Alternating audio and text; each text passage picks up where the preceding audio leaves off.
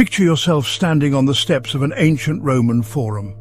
Marble columns rise above you, weathered but unbroken. Around you, the noise of the city echoes, merchants bargaining, soldiers marching, orators addressing the crowd. And yet, despite the grandeur of Rome, even its emperors felt storms inside their minds. Doubt, anger, fear, longing. Marcus Aurelius, perhaps the most powerful man on earth in his time, once wrote in his private journal, "You have power over your mind, not outside events. Realize this and you will find strength." This was not a quote for the world. It was a reminder to himself, scribbled at night after days of war, grief or political struggle, because even emperors needed to master the storm within. Today, centuries later, his words still speak to us. Because while our world has changed, our technologies, our nations, our landscapes, the human mind has not. The same fears that haunted Roman generals haunt students before an exam. Parents worried about their children, workers fearing the future. The Stoics, Marcus Aurelius, Seneca, Epictetus, left us not theories for scholars but practical tools for living. They taught us how to build resilience, find calm, and turn life's pain into wisdom. This is not a story about Rome, it is a story about the empire within your own mind. Title card 1. The source of happiness. Marcus Aurelius said, "The happiness of your life depends upon the quality of your thoughts." To the Stoics, happiness was not pleasure, not luxury, not the absence of pain. It was eudaimonia, a state of flourishing that comes when your mind lives in harmony with reason and virtue. Who is the happier man? To the Stoics, the answer is clear. Happiness belongs not to the man with the most, but to the man who masters himself. And this is where Stoicism differs from modern consumer life. We are told happiness is purchased through new clothes, a bigger home, a better title. But when we finally obtain them, happiness slips through our fingers and we crave the next thing. Seneca reminds us, "It is not the man who has too little, but the man who craves more that is poor." Happiness, then, is not about adding but subtracting endless desires, subtracting fear, subtracting illusions. Title card 2. Mastering perception. Epictetus, who began life as a slave, taught, "It's not what happens to you, but how you react to it that matters." This single line holds the weight of Stoicism. Was he indifferent to pain? No. He simply understood pain is real, but suffering is optional. Pain belongs to the body, suffering belongs to the mind. Modern psychology echoes this. Cognitive behavioral therapy, the most widely practiced therapy today, was directly inspired by Stoicism. It teaches us to examine our thoughts, challenge distortions, and choose healthier interpretations. Your mind, then, is the lens through which you see the world.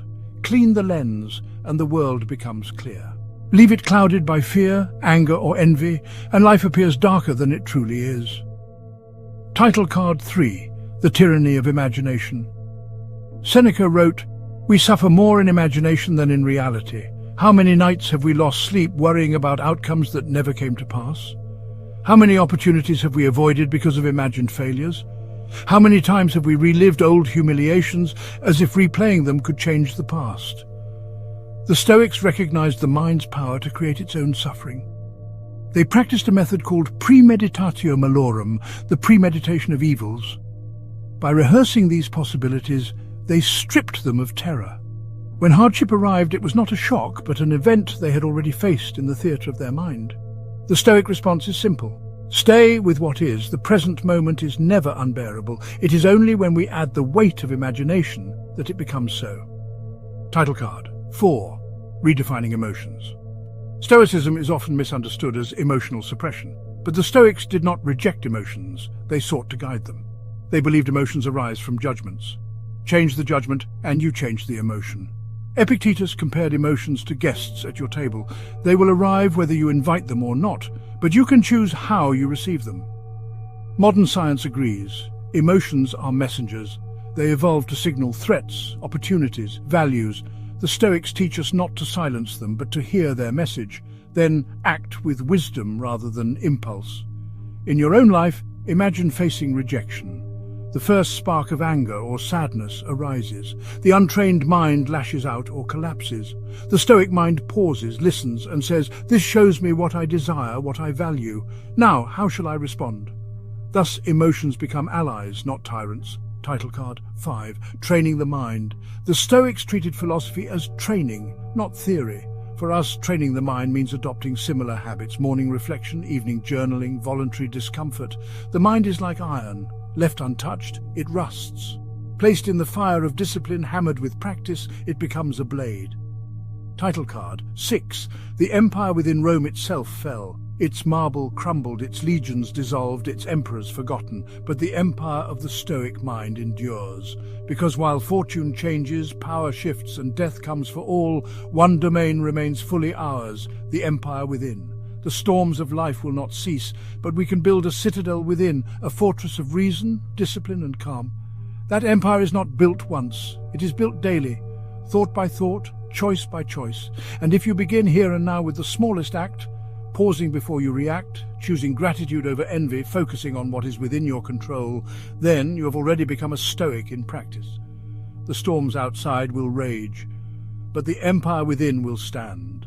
Learn to direct the mind. Peace doesn't come from events, it comes from how we interpret them. The Stoics believed that suffering isn't caused by the world, but by the judgments we attach to it. Think of anger. It rarely solves anything. Instead, it deepens conflict and robs you of calm. Training the mind means creating space before reacting, pausing, breathing, and choosing clarity over chaos. As Marcus Aurelius said, "You always have the power to erase your judgment." That's how you retake the reins of your emotional horse. Stop letting imagination spiral. Most of our suffering doesn't come from reality, it comes from the stories we tell ourselves. Anxiety thrives on predictions that rarely come true. You get a vague text saying, "We need to talk," and your mind imagines disaster. Later, it turns out to be nothing. Stoics remind us, we suffer more often in imagination than in reality. Instead of directing mental horror films, why not produce films of hope and possibility? You can't stop imagination, but you can choose which story to believe. Redefine emotions. The labels we give emotions often magnify them. Rain isn't bad, it's just water. Anxiety before a big meeting isn't weakness. It can be reframed as energy, a sign that you care. When you shift the label, you shift the power it has over you. Emotions are not enemies, they're signals. Fear shows you're stepping into the unknown. Frustration shows you value something deeply. The Stoic way is not to suppress emotions, but to reinterpret them as guides, not threats. Understand the mechanics of the mind. Your mind is like a garden. Leave it untended, and weeds of negative thoughts grow. Cultivate it, and peace flourishes. The more you resist thoughts, the louder they echo. Instead, listen to what they're trying to teach you. Fear might signal preparation. Anxiety might remind you to slow down. Over time, repeated focus rewires your brain. Remember, your thoughts are not who you are. You are the vast sky, and your thoughts are just passing clouds. Step back from your thoughts. One of the most powerful Stoic insights is this: you are not your thoughts. Just because you feel anxious or angry doesn't mean you are those emotions. Practice observing them instead of becoming them. Label them: this is fear, this is frustration. Science shows that naming emotions lowers their intensity. When you take this mental step back, you gain perspective. Ask, will this matter in a week? In a year? Is this even within my control? This creates space. And in that space, you find freedom. Train your mind daily.